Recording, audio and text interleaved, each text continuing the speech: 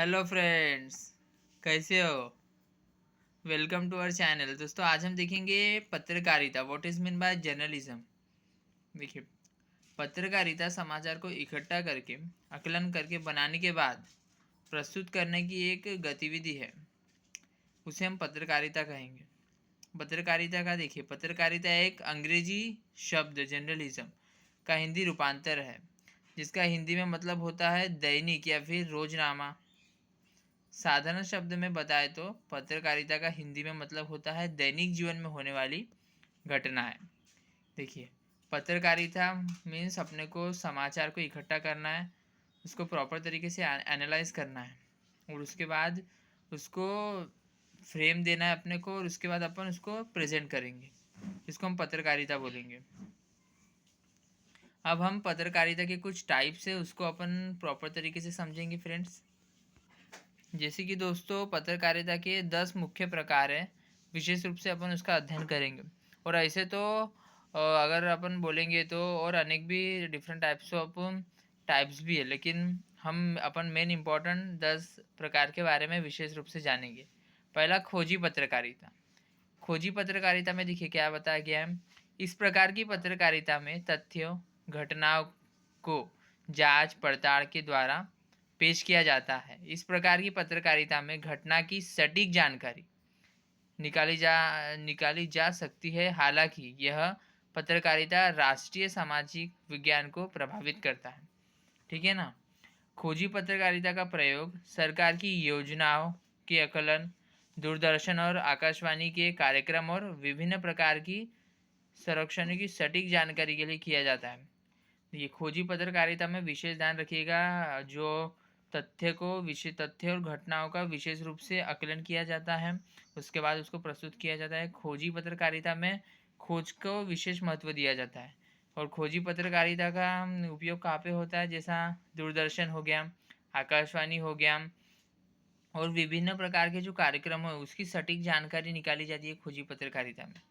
खोजी पत्रकारिता उपयोग विशेष रूप से सरकार की योजनाओं के आकलन के लिए, दूरदर्शन और आकाशवाणी के कार्यक्रम और विभिन्न प्रकार की संरक्षण की सटीक जानकारी के लिए किया जाता है। द्वितीय है इलेक्ट्रॉनिक पत्रकारिता। देखिए, इसमें क्या है। इलेक्ट्रॉनिक पत्रकारिता के अंतर्गत किसी भी घटना, अपराध या गतिविधि को चित्रों के माध्यम से दिखाया जाता है। इलेक्ट्रॉनिक पत्रकारिता में क्या है, किसी भी घटना है, गतिविधि है, अपराध या कुछ भी ऐसा हुआ है तो उसको चित्रों के माध्यम से दिखाया जाता है। इस प्रकार की पत्रकारिता में पत्रकार को चौकस निगाहों के साथ साथ कुशल बुद्धि कौशल्य की आवश्यकता होती है। किसी भी घटना या गतिविधि के दृश्य को पकड़ना और उन्हें लोगों के सामने सही स्वरूप में प्रस्तुत करना इलेक्ट्रॉनिक पत्रकारिता के द्वारा ही संभव होता है। थर्ड है, अपन देखेंगे ग्रामीण पत्रकारिता। देखिए, ग्रामीण पत्रकारिता विशेष रूप से ग्रामीण क्षेत्रों के जीवन यापन पर प्रकाश डालती है। इस पत्रकारिता में जन कल्याण, कृषि की उन्नति, गतिविधियां, ग्रामीण विकास, नई योजनाएं की जानकारी और ग्रामीण क्षेत्रों को विकास की मुख्य धारा से जोड़ना जैसी चीज़ें शामिल होती है। क्योंकि भारत की 70% आबादी गांव में निवास करती है और शहर के जीवन यापन के लिए सभी जरूरी चीज़ें गांव से ही जाती है, तो ग्रामीण पत्रकारिता की आवश्यकता बहुत हो जाती है। यह पत्रकारिता शहरी जीवन और ग्रामीण जीवन के बीच एक पुल का कार्य करती है। फोर्थ है बाल पत्रकारिता। किसी भी देश का विकास और भविष्य वहाँ पर बच्चों के विकास पर निर्भर करता है। इस देश के बच्चे कितने ज़्यादा सशक्त होंगे, वह देश उतना ही अधिक प्रभावशाली होगा। इसी को ध्यान में रखते हुए बाल पत्रकारिता का निर्माण किया गया। बाल पत्रकारिता के अंतर्गत बच्चों से संबंधित विभिन्न गतिविधियां जैसे अशिक्षा, कुपोषण, बाल श्रम, धूम्रपान, अनैतिक व्यवहार और दुराचार जैसी समस्याओं पर नज़र रखी जाती है।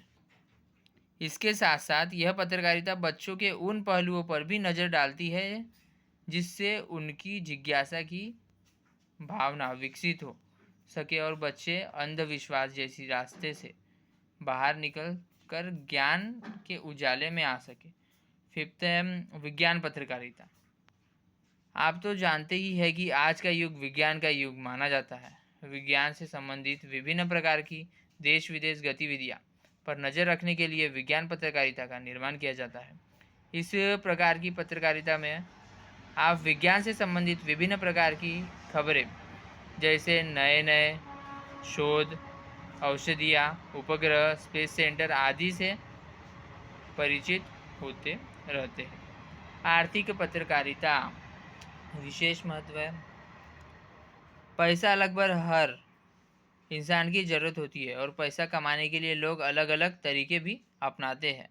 आर्थिक पत्रकारिता का उद्देश्य शेयर बाजार, मंडी बाजार, सट्टा बाजार, महंगाई, अर्थव्यवस्था से संबंधित जानकारियों को सामान्य लोगों तक पहुंचाना होता है। आर्थिक पत्रकारिता की मदद से ही लोग जान पाते हैं कि महंगाई की दर क्या चल रही है, बैंक की दर क्या चल रही है, शेयर बाजार तथा मंडी बाजार इस समय किस स्थिति में है।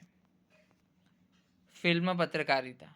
भारत में नई नई फिल्म बन रही है और प्रत्येक महीने कोई ना कोई फिल्म रिलीज होती रहती है। फिल्म तथा फिल्म सितारों के बारे में जो न्यूज़ हमें मिलती है वह फिल्म पत्रकारिता के अंतर्गत आती है। फिल्म पत्रकारिता के द्वारा ही आप जानते हैं कि किसी फिल्म स्टार की फिल्म किस महीने में रिलीज हो रही है, किस फिल्म ने कितना रुपया कमाया है आदि, उसे हम फिल्म पत्रकारिता कहेंगे। शैक्षिक पत्रकारिता। शिक्षा प्रत्येक इंसान की सबसे महत्वपूर्ण जरूरत होती है। शिक्षा के बिना मनुष्य बिल्कुल पशु के समान है। शिक्षा का क्षेत्र बहुत बड़ा है। इसी को ध्यान में रखते हुए परीक्षा परिणाम, सिलेबस, पाठ्यक्रम पैटर्न आदि के बारे में जो जानकारी हमें प्राप्त होती है वह शैक्षिक पत्रकारिता के द्वारा होती है।